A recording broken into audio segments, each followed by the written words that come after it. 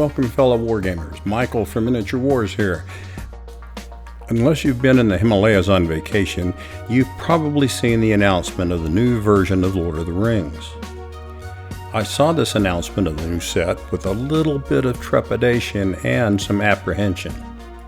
Games Workshop has a mixed record at fixing and releasing new editions, and so this concerned me a bit. Hands off! That shiny shirt, that's mine! It's going to the Great Eye, along with everything else. I don't take orders from stinking Morgul rats!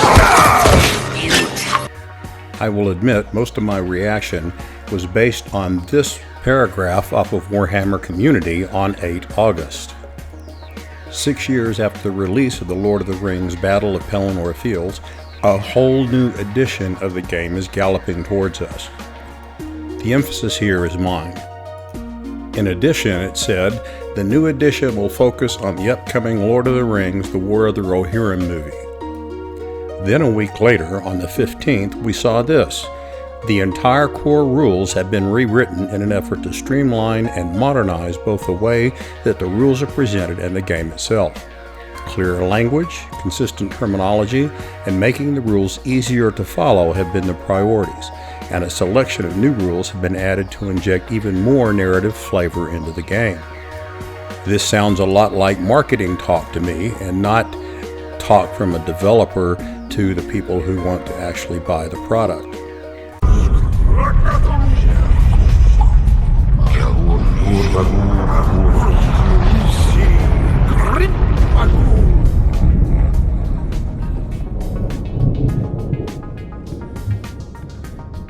Never before has any voice uttered the words of that tongue here in Imladris. Later in the article, however, I saw this.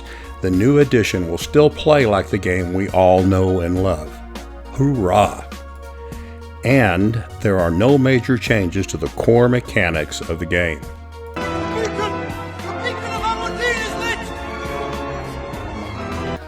So after all this is said, what does this mean? It means the rules are going somewhere. It doesn't mean they are not going nowhere. That's a double negative, I know that, bad English. But I lived through the period where the Lord of the Rings started to die after all the movies came out.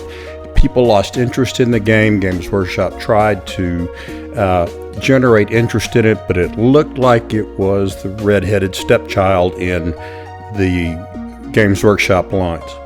I think with the release of the War of the Rohirrim, we're going to see a mini renaissance in the strength of Lord of the Rings and the interest in actually playing Lord of the Rings in the game stores. So here's a quick recap of how I feel about some of the rules changes. Excellent category. I think that getting the in the way rules simplified is going to help play an awful lot. I think it will make more sense to new players. It'll make it quicker on the battlefield. You'll get in more games, and it will be less difficult to instruct new players on what's going on.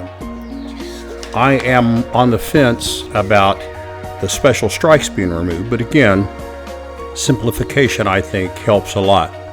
I'm all in favor of the new intelligence characteristic. I think that will help with making the game flow better and being more realistic and more logical. I also like the thematic special rules that they promise they're going to bring to the game.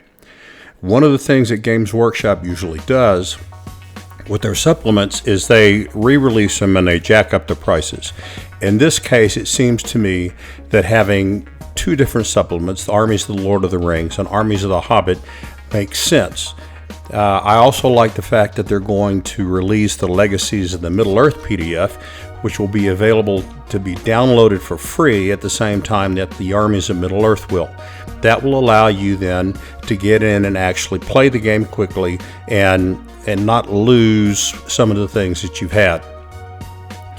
I think it's fair to invalidate all the supplements for match play from that point on once you get the new set of rules in. They're not going to work the same, but that doesn't mean you can't use them as a wargamer. If I was a gamer and I owned all those supplements, I would be frustrated but at the same time, I would just turn around and hold on to them and not sell them on eBay. I mean, unless they went up, a couple of $100s. But I would keep them because they're a good source of scenarios and, I hate to say lore and history, but they're still valid ways to play the game, which you can use later.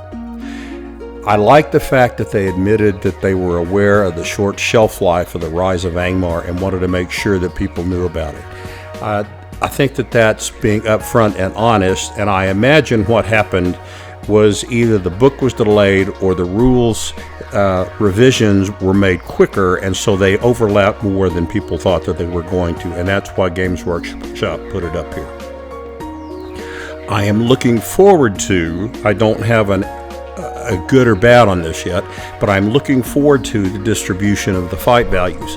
I think if you do that, you make the heroes more powerful and you can throw more goblins in, so you end up with scenes like in the Hobbit movie or the Mines of Moria when the goblins are all assaulting the Fellowship. I think that will make it much more better.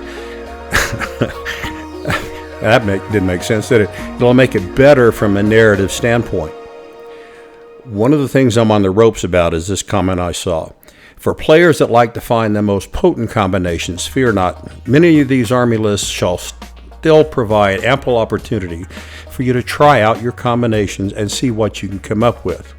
As part of this greater focus on the narrative, every profile has been reworked and many characters have received updated or new abilities to better represent them on the battlefield. In many cases, the profiles will still function the same way. That doesn't say the same thing in those paragraphs. I mean, functioning the same way doesn't translate into new abilities and better representation. So I imagine there's going to be a lot of weeping, wailing, and gnashing of teeth, and one, if not two, immediate changes to these army lists when they first come out. But I think things will settle down and we'll get back to narrative and competitive play and actually focusing on what the Lord of the Rings gaming is all about. Overall, I'm positive about this new set of rules than I thought I would be initially. One of the things I'm looking forward to is the fact that Games Workshop, I think, is looking ahead to see where they can release new content, add things to the game, and expand what's going on. The Rise of Angmar supplement and the rules and the miniatures that they have released, I think, are a good step in the right direction. I think that Games Workshop ought to do more of that. I think we'll see them doing more of that as they start finding more ways to exploit the older history of the Lord of the Rings prior to the War of the Ring. Please let me know what you think below. I have more videos lined up and you'll be seeing more from me in the near future. Thank you.